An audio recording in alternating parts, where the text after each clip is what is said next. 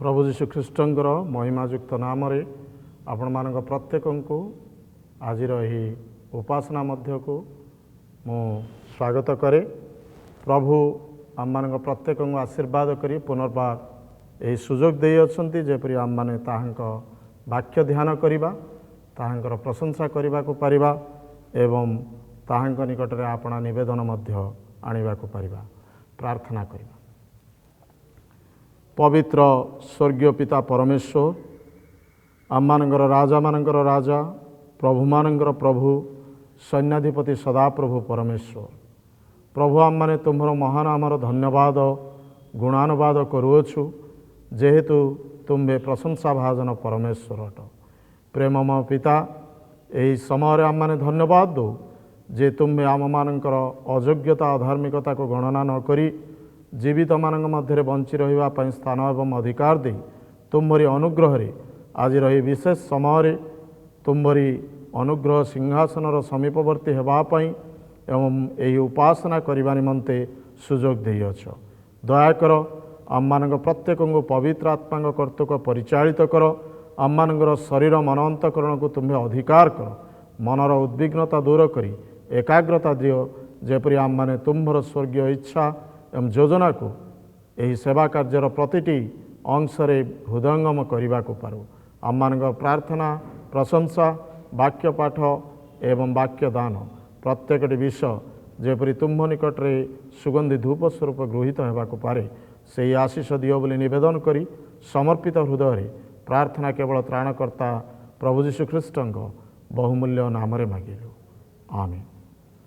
आजिर ध्यान निमंते जो शास्त्रांश मनोनयन कराई ताला लोकलिखित सुसमाचार ताहार 13 अध्याय 6 पद ठारू 9 पदर शेष जाए एठारे एपरि लेखा जाए आउ से एही दृष्टांत कहिले जनकर द्राक्षा क्षेत्र रे गोटे डिमिरी गछ लगा जाइथिला से आसी सेथिरे फल खोजिले किंतु पाइले नहीं तेणु से मालिकी कहिले देख एही 3 वर्ष हैला मु आसी एही डिमिरी गछरे फल खोजुअछि किंतु पाउ नहीं एहाकु हाणी पकाओ एईटा काहीकि भूमि को मध्य अकर्मण्य करुअछि।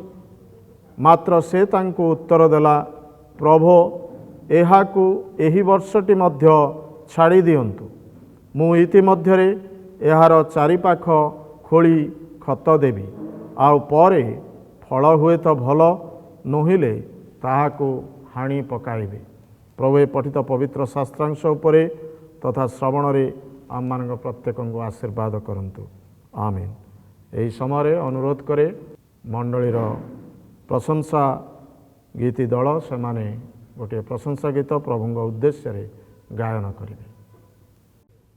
धन्यवाद संगीत दल आपण माने अति सुंदर भाव रे प्रशंसा गीति रे आम मान को आशीषित करिसंती। प्रभु आपण मान प्रत्येक को आशीर्वाद करंतु। जेतेबेले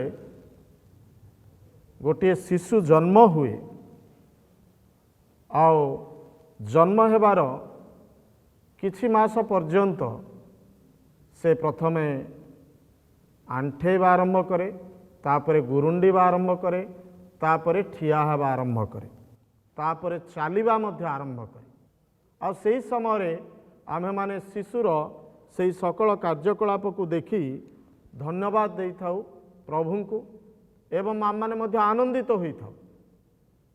एहा होछि किछि मास एवं 1 वर्ष पर्यंतर कथा किंतु जदि सेही शिशुटी 20 वर्ष पर्यंत आंठौथिबो ताहले कौन ताहार पितामाता आनंदित हेबे कि से माने दुखित हेबे एथिपाई जे तांकर शिशुर कौनसी वृद्धि हो नाही। तेणु से माने ताहाकू निश्चित भाव डाक्तर परामर्श करने निमंते नेबे ताहार केउ दुर्बलता रही जो शिशुटी वृद्धि पाई पारु नाही। आजिर शास्त्रांश आमे माने देखुछु जे सही डिम्बुरी गछरे फल हैला नाही। केतेबेले फल हेबा आरंभ करे जेतेबेले गोटे गछ आस्ते आस्ते आस्ते आस्ते वृद्धि पाए एवं तापरे सेथिरे फूल आसे ଏବଂ ଫଳ ମଧ୍ୟ ସେ ଧାରଣ କରିପାରିଥାଏ। ଖ୍ରୀଷ୍ଟୀୟ ଜୀବନ ମଧ୍ୟ ସେହି ପ୍ରକାର ବିଷୟ ଅଟେ। ଆମମାନଙ୍କର ବର୍ଷ ପରେ ବର୍ଷ ଅତିକ୍ରମ କରିବା ପାଇଁ ପ୍ରଭୁ ଆମମାନଙ୍କ ହସ୍ତରେ ଅନେକ ବର୍ଷ ଦେଇଛନ୍ତି। କାହାକୁ କେତେ ବର୍ଷ ବୟସ ହୋଇଛି ନିଶ୍ଚିତ ଭାବେ ଆମେମାନେ ଜାଣୁ, କିନ୍ତୁ ପ୍ରତ୍ୟେକଟି ମୁହୂର୍ତ୍ତରେ, ପ୍ରତ୍ୟେକଟି ବର୍ଷ ବା ପ୍ରତ୍ୟେକଟି ମାସ, ପ୍ରତ୍ୟେକଟି ଦିନ ମୁଁ କ'ଣ ବୃଦ୍ଧି ପାଉଛୁ କି? ଖ୍ରୀଷ୍ଟ ବିଶ୍ୱାସୀ ବିଶ୍ୱାସିନୀ ଭାବରେ ଖ୍ରୀଷ୍ଟରେ ପ୍ରିୟ ଭାଇ ଓ ଭଉଣୀମାନେ, ଆମମାନେ ବଢ଼ିବା ଆବଶ୍ୟକ ରହିଅଛି।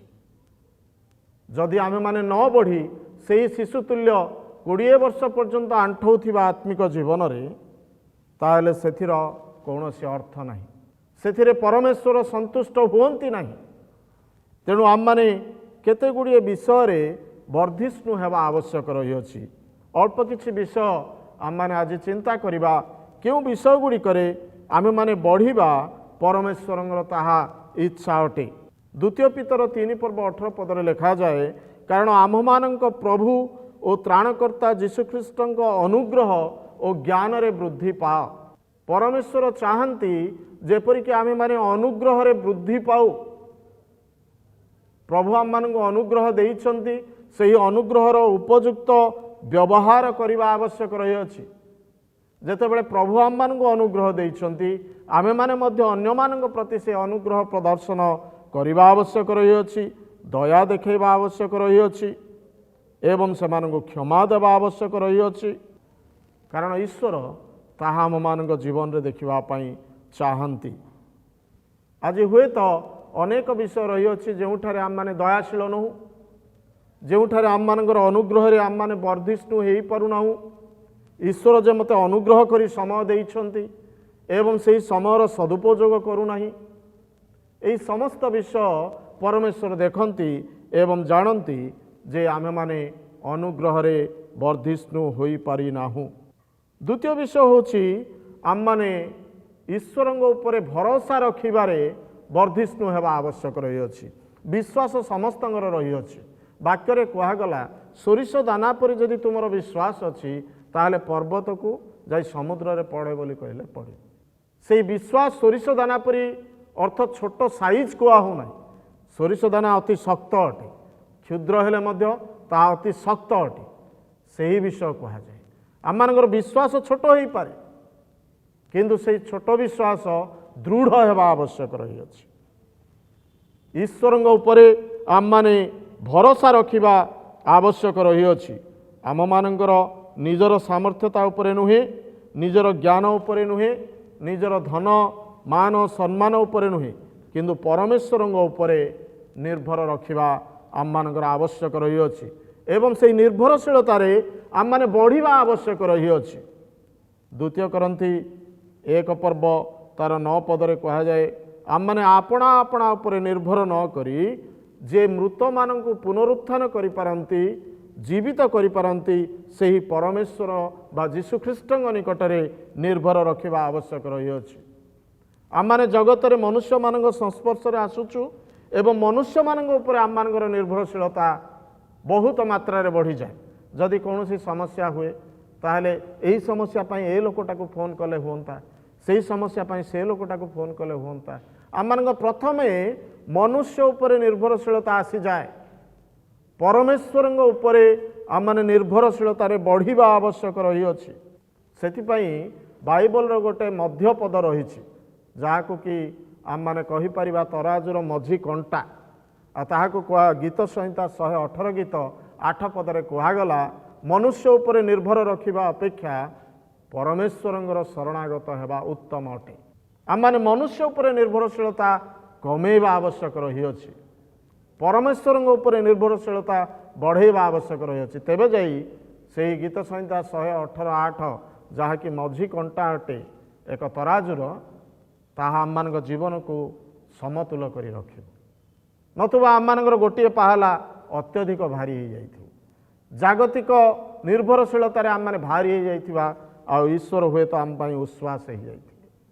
ଆଉ ସେଥି ନିମନ୍ତେ ଆମମାନେ ଦେଖୁ, ଏହି ଭରସାର ଜୀବନ ପାଇଁ ଯଦି ଆମମାନେ ଚିନ୍ତା କରିବା, ଗୋଟେ ଛୋଟ ଶିଶୁ ଯେତେବେଳେ ତାର ପିତା କିମ୍ବା ମାତା ପ୍ରିୟଜନମାନଙ୍କ ହାତରେ ଥାଏ, ଯେତେବେଳେ ଆମମାନେ ତାକୁ ଉପରକୁ ଫୋପାଡ଼ୁ ଆଉ ଧରୁ ସେ ସମୟରେ ସେ ଶୂନ୍ୟରେ ଥାଏ କିନ୍ତୁ ହସୁଥାଏ, କାରଣ ସେ ଜାଣିଛି ଯେ ମୋତେ ଯିଏ ଛାଡ଼ିଛି ସେ ଧରିବ। ସେ ଭାବିପାରେ ନାହିଁ ଯେ ମୁଁ ତଳେ ପଡ଼ିଯିବି ଆଉ କିଛି ଆଘାତ ଲାଗିବ। ତାର ଭରସା ସେଇ ଶିଶୁକୁ ଫୋପାଡ଼ିଥିବା ଲୋକ ଉପରେ ହିଁ ରହେ। ସେ ମା ହେଇପାରନ୍ତି, ବାପା ହେଇପାରନ୍ତି କିମ୍ବା ପ୍ରିୟଜନ ହେଇପାରନ୍ତି। ତେଣୁ ପରମେଶ୍ୱରଙ୍କ ଉପରେ ନିର୍ଭରଶୀଳତା ଯଦି ଆମମାନଙ୍କର ଅଛି, ଅନେକ ସମସ୍ୟା ଆସିପାରେ, ଆମମାନେ ସେଇ ଶୂନ୍ୟରେ ଶିଶୁ ଥିଲା ପରି ଅବସ୍ଥାରେ ଥାଇପାରୁ। ବିପଦ ସଂକୁଳ ସମସ୍ୟା, ବିପଦ ସଂକୁଳ ସମୟ, ଆମମାନେ ପଡ଼ିଗଲେ ପ୍ରାଣ ପଳାଇବ। କିନ୍ତୁ ସେହି ସମୟରେ ମଧ୍ୟ ଈଶ୍ୱରଙ୍କ ଉପରେ ନିର୍ଭରଶୀଳତା ରଖିବା ଆବଶ୍ୟକ ଅଟେ, କାରଣ ଆମମାନଙ୍କର ସମସ୍ତ ଚିନ୍ତାର ଭାର ତାହାଙ୍କ ଉପରେ ଯଦି ପକାଇବା, ସେ ଆମମାନଙ୍କ ନିମନ୍ତେ ଚିନ୍ତା କରିବେ। ତେଣୁ ଆମମାନେ ମନୁଷ୍ୟ ଉପରେ ନିର୍ଭର ନ ରଖୁ। ଦ୍ୱିତୀୟ ବିଷୟ ହେଉଛି ଆମମାନେ ଆଉ ଗୋଟିଏ ବିଷୟରେ, ତୃତୀୟ ବିଷୟ ଆମମାନେ ବଢ଼ିବା, ତାହା ହେଉଛି ବାଧ୍ୟତାରେ ବୃଦ୍ଧି ପାଇବା ଆବଶ୍ୟକ ରହିଅଛି। ଆମମାନେ ଜାଣୁ ଯେ ଆମମାନଙ୍କର ଉଦ୍ଧାରକର୍ତ୍ତା ପ୍ରଭୁ ଯୀଶୁ ଖ୍ରୀଷ୍ଟ କ୍ରୁଶୀୟ ମୃତ୍ୟୁ ପର୍ଯ୍ୟନ୍ତ ଆଜ୍ଞାବହ ହେଲେ, ବାକ୍ୟରେ ଲେଖାଯାଏ। ଆଉ ଯେହେତୁ ଆମେମାନେ ତାହାଙ୍କ ଶିଷ୍ୟ ଶିଷ୍ୟା, ଆମମାନେ ତାହାଙ୍କର ବିଶ୍ୱାସୀ ବିଶ୍ୱାସିନୀ ଅଟୁ, ତେଣୁ ଆମେମାନେ ମଧ୍ୟ ସେହି ଆଜ୍ଞାବହତାକୁ ଅପେକ୍ଷା କରିବା ଆବଶ୍ୟକ ରହିଅଛି। ଆମମାନଙ୍କ ଜୀବନରେ ତାହା କାର୍ଯ୍ୟକାରୀ କରିବା ଆବଶ୍ୟକ ରହିଅଛି। ପ୍ରେରିତ 5:29 ପଦରେ ଅତି ସୁନ୍ଦର ଭାବରେ ଲେଖାଗଲା, ମନୁଷ୍ୟମାନଙ୍କର ଆଜ୍ଞା ଅପେକ୍ଷା ବରଂ ଈଶ୍ୱରଙ୍କ ଆଜ୍ଞା ପାଳନ କରିବା କର୍ତ୍ତବ୍ୟ ଅଟେ। ଏହା ହେଉଛି ଆମମାନଙ୍କର କର୍ତ୍ତବ୍ୟ, ଏଥିରେ କୌଣସି ଅପସନ୍ ନାହିଁ। କରିପାରୁ ବା ନ କରିପାରୁ, ଏହା କରିବା ପାଇଁ ଆମମାନଙ୍କୁ ବାଧ୍ୟ। ଈଶ୍ୱରଙ୍କର ଆଜ୍ଞାବହତାରେ ଆମମାନେ ବଢ଼ିବା ନିମନ୍ତେ ବାଧ୍ୟ, କାରଣ ଆମମାନେ ସେହି ଆଜ୍ଞାବହତା ଯୋଗୁଁ ପ୍ରଭୁ ଯୀଶୁଖ୍ରୀଷ୍ଟଙ୍କର ପରିଚୟ ପାଇଅଛୁ ଏବଂ ଜଗତରେ ତାହାଙ୍କ ନାମରେ ପରିଚିତ ହେବାକୁ ପାରିଛୁ। ଆଉ ଆମମାନଙ୍କର ବାଧ୍ୟତାର ଜୀବନ ପରମେଶ୍ୱର ଦେଖିବା ପାଇଁ ଚାହାନ୍ତି। ଯଦି ଆମମାନେ ଅବାଧ୍ୟ ଜୀବନ ଯାପନ କରୁ, ତାହେଲେ ଆମମାନଙ୍କର ଜୀବନରେ ସେହି ବୃଦ୍ଧି ନାହିଁ। ଗୋଟିଏ ପିଲାର କେବଳ ହାତ ବଢ଼ି ଚାଲିଥିବ, ଗୋଡ଼ ବଢ଼ୁନଥିବ କି ମୁଣ୍ଡ ବଢ଼ୁନଥିବ କି ଶରୀର ବଢ଼ୁନଥିବ, ସେଇଟା କ'ଣ ତାକୁ ଠିକ୍ରେ ବଢ଼ୁଛି ବୋଲି ପିଲାକୁ କୁହାଯାଏ? ପ୍ରତ୍ୟେକଟି ଅଙ୍ଗ ପ୍ରତ୍ୟଙ୍ଗ ସମତୁଲ ଭାବରେ ବଢ଼ିବା ଆବଶ୍ୟକ ରହିଅଛି। ପରମେଶ୍ୱର ଚାହାନ୍ତି ଆମମାନେ ପ୍ରତିଟି କୋଣରୁ ବର୍ଦ୍ଧିଷ୍ଣୁ ହେବା ଆବଶ୍ୟକ ରହିଅଛି। ଶେଷ ବିଷୟ, ପରମେଶ୍ୱର ଆମମାନଙ୍କୁ ଜ୍ଞାନରେ ମଧ୍ୟ ବଢ଼ିବା ବିଷୟ କହନ୍ତି। ଜଗତ ଅତି ମନ୍ଦ ଅଟେ, କାଳ ମଧ୍ୟ ମନ୍ଦ ଅଟେ। ଆମମାନେ ଏହି ମନ୍ଦ ଜଗତ ମଧ୍ୟରେ ଯେତେବେଳେ ଯାଉଅଛୁ, ସେହି ସମୟରେ ଆମେମାନେ ଆମମାନଙ୍କ ପରିବାର ପ୍ରତ୍ୟେକଟି ଜ୍ଞାନରେ, ଖ୍ରୀଷ୍ଟଙ୍କ ଜ୍ଞାନରେ, ପାରମାର୍ଥିକ ଜ୍ଞାନରେ ବଢ଼ୁଅଛନ୍ତି, ତାହା ଆମମାନେ ଜାଣିବା ଆବଶ୍ୟକ ରହିଅଛି। ଆମମାନେ ଜ୍ଞାନରେ ବଢ଼ିବା ଅର୍ଥକୁ ଏହି ପ୍ରକାର ନ ବୁଝୁ ଯେ ପିଲା ସଣ୍ଡେ ସ୍କୁଲକୁ ଗଲା, ପ୍ରାଇଜ୍ ନେଇକି ଆସିଲା। ସେଇଟା ହେଉଛି ନଲେଜର କାମ, ବୁଦ୍ଧିର କାମ। ପରମେଶ୍ୱର ଚାହାନ୍ତି ୱିଜଡମ୍ରେ ବଢ଼ିବା ପାଇଁ, ଜ୍ଞାନରେ ଆମମାନେ ବଢ଼ିବା ଆବଶ୍ୟକ ରହିଅଛି। ତେଣୁ ଦ୍ୱିତୀୟ ପିତର ତାର 3:17 ପଦ ଦେଖୁ, ସେଠାରେ ଲେଖାଯାଏ, କିନ୍ତୁ ଊର୍ଦ୍ଧ୍ୱରୁ ଆଗତ ଜ୍ଞାନ, ଯାହା ଈଶ୍ୱରଙ୍କ ଠାରୁ ଯେଉଁ ଜ୍ଞାନ ଆସେ, ସେ ଜ୍ଞାନ କେଉଁ ପ୍ରକାରର, ଆମମାନେ ସେହି ଜ୍ଞାନ ପାଇବା ଆବଶ୍ୟକ ରହିଅଛି। ଊର୍ଦ୍ଧ୍ୱରୁ ଆଗତ ଜ୍ଞାନ ପ୍ରଥମରେ ପବିତ୍ର, ଦ୍ୱିତୀୟରେ ଶାନ୍ତିପ୍ରିୟ, ତୃତୀୟରେ ମୃଦୁଶୀଳ, ବାଧ୍ୟ, ଦୟା ଓ ଉତ୍ତମ ଫଳରେ ପରିପୂର୍ଣ୍ଣ, ସନ୍ଦେହ ଶୂନ୍ୟ ଓ ନିଷ୍କପଟ। ସେଦିନ ସେହି ଡିମ୍ବୁରି ଗଛକୁ ଏଇଥିପାଇଁ କାଟିଦେବା ପାଇଁ ନିଷ୍ପତ୍ତି ନିଆଗଲା, ଯେହେତୁ ତାହା ଫଳ ଫଳୁନଥିଲା। ଆମମାନଙ୍କ ଜୀବନରେ ଜ୍ଞାନରେ ଯେତେବେଳେ ଆମମାନେ ବଢ଼ୁ, ସେହି ସମୟରେ ଆମମାନଙ୍କର ଫଳ ଧାରଣ କରିବା କ୍ଷମତା ଆସିଯାଇଥାଏ। ଆମମାନେ ଜାଣିପାରୁ ଯେ ମୋ ପାଇଁ ଭଲ କେଉଁଟା, ମନ୍ଦ କେଉଁଟା। ଆଜି ଜଗତର ବିଭିନ୍ନ ପ୍ରକାର ଚାପ ରହିଅଛି, ଆକର୍ଷଣ ରହିଅଛି, ପ୍ରଲୋଭନ ରହିଅଛି। ତା ଭିତରେ ଯଦି ଆମମାନେ ଈଶ୍ୱରଙ୍କର ଜ୍ଞାନ ପ୍ରାପ୍ତ ହୋଇଛୁ, ସେହି ଜ୍ଞାନ ପବିତ୍ର ଅଟେ, ଆମମାନଙ୍କର ଜୀବନ ପବିତ୍ର ରହିବ। ସେହି ଜ୍ଞାନ ଶାନ୍ତିପ୍ରିୟ ଅଟେ, ଆମମାନେ ଅଶାନ୍ତି କରିବା ନାହିଁ, କିନ୍ତୁ ଶାନ୍ତିର ସହିତ ସମସ୍ତ କାର୍ଯ୍ୟ କରିବାକୁ ପାରିବା। ମୃଦୁଶୀଳ ଅଟେ, ନମ୍ର ଭାବରେ ଆମମାନେ ପ୍ରତ୍ୟେକଟି ବିଷୟକୁ ଗ୍ରହଣ କରିବାକୁ ପାରିବା। ବାଧ୍ୟ ଅଟେ ସେହି ଜ୍ଞାନ, ଅର୍ଥାତ୍ ବାଧ୍ୟତାର ଆତ୍ମା ଆମମାନଙ୍କ ଜୀବନରେ ରହିବାକୁ ପାରିବ। ଦୟା ସେହି ଜ୍ଞାନର ମଧ୍ୟ ଲକ୍ଷଣ ଅଟେ, ଯାହାଦ୍ୱାରା କି ଆମମାନେ ଉତ୍ତମ ଫଳରେ ପରିପୂର୍ଣ୍ଣ ହେବାକୁ ପାରିବା। ତେଣୁ ପ୍ରଭୁ ଆମମାନଙ୍କୁ ଏହି ବିଷୟ କହନ୍ତି, ଯେପରି ଆମମାନେ ଏହି ଉତ୍ତମ ଜ୍ଞାନ ସକଳ ପ୍ରାପ୍ତ ହେବା ଏବଂ ଉପଯୁକ୍ତ ଭାବରେ ବର୍ଦ୍ଧିଷ୍ଣୁ ହେବା। ଈଶ୍ୱରଙ୍କ ଅନୁଗ୍ରହରେ, ଈଶ୍ୱରଙ୍କ ଉପରେ ନିର୍ଭରଶୀଳତାରେ ଏବଂ ଆମମାନଙ୍କର ଆଜ୍ଞାବହତାର ଜୀବନରେ ଏବଂ ଈଶ୍ୱରଙ୍କ ଜ୍ଞାନରେ ଆମମାନେ ବଢ଼ିବା ଆବଶ୍ୟକ ରହିଅଛି। କାରଣ ଯାକୁବ ତାହାର ଯଦି 5:3 ପର୍ବ 17 ପଦ ଦେଖୁ, ସେଠି କୁହାଗଲା କ'ଣ? ମୃଦୁଶୀଳ, ଶାନ୍ତିପ୍ରିୟ, ବାଧ୍ୟ, ଦୟା ଓ ଉତ୍ତମତା ଆମମାନଙ୍କ ଜୀବନରେ ପ୍ରଭୁ ଦେଖିବା ପାଇଁ ଚାହାନ୍ତି। ଯାକୁବ 1 ପର୍ବ ତାହାର 5 ପଦରେ ମଧ୍ୟ ଆମମାନେ ଦେଖୁ ଅତି ସୁନ୍ଦର ଭାବରେ ଲେଖାଯାଏ, କିନ୍ତୁ ତୁମମାନଙ୍କ ମଧ୍ୟରୁ ଯେବେ କାହାରି ଜ୍ଞାନର ଅଭାବ ଥାଏ, ତେବେ ଯେଉଁ ଈଶ୍ୱର ଦୋଷ ନ ଧରି ମୁକ୍ତ ହସ୍ତରେ ସମସ୍ତଙ୍କୁ ଦାନ କରନ୍ତି, ତାହାଙ୍କ ଛାମୁରେ ସେ ପ୍ରାର୍ଥନା କରୁ, ସେଥିରେ ତାହାକୁ ଦିଆଯିବ। ଆମେ ପରମେଶ୍ୱରଙ୍କୁ ସେହି ଜ୍ଞାନ ପ୍ରାର୍ଥନାର ସହିତ ମାଗିବା ଆବଶ୍ୟକ ରହିଅଛି। ଆମେ ନିଜେ କିଛି ଅତିକ୍ରମ କରିପାରିବା ନାହିଁ, ନିଜେ କିଛି ସମାଧାନ କରିପାରିବା ନାହିଁ। ଆଉ ଯଦି ବା ଚେଷ୍ଟା କରୁ ଆମମାନଙ୍କର ଜ୍ଞାନରେ, ଧନରେ, ମାନରେ, ପଦବୀରେ ସବୁରେ ଆମେ ଚେଷ୍ଟା କରୁ, ସେଥିରେ ଆମମାନେ ଉପଯୁକ୍ତ ଫଳ ଧାରଣ କରିପାରିବା ନାହିଁ। ପ୍ରଭୁ ଆମମାନଙ୍କୁ ଆଶୀର୍ବାଦ କରନ୍ତୁ, ଯେପରି ଆମମାନେ ଏହି ସମସ୍ତ କ୍ଷେତ୍ରରେ ଦିନ ପ୍ରତିଦିନ ବୃଦ୍ଧି ପାଇବା ଏବଂ ପ୍ରଭୁ ଦେଖିବେ ଯେ ହଁ, ମୁଁ ଯେଉଁ ଡିମ୍ବୁରି ବୃକ୍ଷକୁ ରୋପଣ କରିଥିଲି ତାହା ବର୍ତ୍ତମାନ ଫଳ ଧାରଣ କରିଛି ଏବଂ ତାହା ପ୍ରଭୁଙ୍କୁ ସନ୍ତୁଷ୍ଟ କରିବ। ପ୍ରଭୁ ଆମମାନଙ୍କ ପ୍ରତ୍ୟେକଙ୍କୁ ଏହି ଚିନ୍ତାରେ ଆଶୀଷ ଦିଅନ୍ତୁ। ପ୍ରାର୍ଥନା କରିବା। ପବିତ୍ର ପ୍ରେମମୟ ସ୍ୱର୍ଗସ୍ଥ ପିତା ପରମେଶ୍ୱର, ଆମମାନେ ଧନ୍ୟବାଦ ଦେଉଛୁ, ତୁମେ ଆମମାନଙ୍କ ପ୍ରତ୍ୟେକଙ୍କୁ ଆଶୀର୍ବାଦ କଲ ଏବଂ ତୁମ୍ଭର ଇଚ୍ଛା ଯାହାକି ଆମେମାନେ ଜଗତରେ ବଢ଼ିବାକୁ ପାରୁ, ତୁମ୍ଭର ସନ୍ତୋଷଜନକ କାର୍ଯ୍ୟ କରିବାକୁ ପାରୁ, ସେହି ଆଶୀର୍ବାଦ ପ୍ରଦାନ କର। କାରଣ ପିତା, ତୁମେ ଚାହଁ ନାହିଁ ଯେ ଆମେମାନେ ଆତ୍ମିକ ଜୀବନରେ ସେହି ଶୈଶବ ଅବସ୍ଥାରେ ରହୁ। ଆମମାନଙ୍କର ଆତ୍ମିକ ଜୀବନର ବୟସ ମଧ୍ୟ ତୁମ୍ଭ ଦୃଷ୍ଟିରେ ବଢ଼ିବା ଆବଶ୍ୟକ ରହିଅଛି। ଦୟାକର ପିତା, ଯେପରି ଆମେମାନେ ତୁମ୍ଭରି ଅନୁଗ୍ରହରେ ବଢ଼ିବାକୁ ପାରୁ, ତୁମ୍ଭ ଉପରେ ନିର୍ଭରଶୀଳତାରେ ବଢ଼ିବାକୁ ପାରୁ, ଆଜ୍ଞାବହତାରେ ବଢ଼ିବାକୁ ପାରୁ, ଜ୍ଞାନରେ ଯେଉଁ ସ୍ୱର୍ଗୀୟ ଜ୍ଞାନ ସେଥିରେ ମଧ୍ୟ ବର୍ଦ୍ଧିଷ୍ଣୁ ହୋଇ ଉପଯୁକ୍ତ ଫଳ ଧାରଣ କରି ତୁମ୍ଭକୁ ସନ୍ତୁଷ୍ଟ କରିବାକୁ ପାରୁ, ସେହି ଆଶୀଷ ପ୍ରଦାନ କର ବୋଲି ନିବେଦନ କରି ପ୍ରାର୍ଥନା କେବଳ ଏକମାତ୍ର ପ୍ରିୟ ଜୀବିତ ତ୍ରାଣକର୍ତ୍ତା ପ୍ରଭୁ ଯୀଶୁଖ୍ରୀଷ୍ଟଙ୍କ ପାରମାର୍ଥିକ ନାମରେ ମାଗିଲୁ, ଆମେନ୍। ଏତେବେଳେ ପିତା ପରମେଶ୍ୱରଙ୍କ ଅସୀମ ପ୍ରେମ, ପୁତ୍ର ପ୍ରଭୁ ଯୀଶୁଖ୍ରୀଷ୍ଟଙ୍କ ମହାନୁଗ୍ରହ ତଥା ପବିତ୍ର ଆତ୍ମାଙ୍କ ଶାନ୍ତି, ଶକ୍ତି, ସହଭାଗିତା ଆମମାନଙ୍କ ପ୍ରତ୍ୟେକଙ୍କ ସହିତ, ତାଙ୍କରି ପ୍ରିୟ ବିଶ୍ୱାସୀ ବିଶ୍ୱାସିନୀ ବିଶ୍ୱର ପ୍ରତିଟି ଜନତା ସହିତ ରହି ଆଶୀର୍ବାଦ ଉପକାର କରିବା ହୁଅନ୍ତୁ, ଆମେନ୍।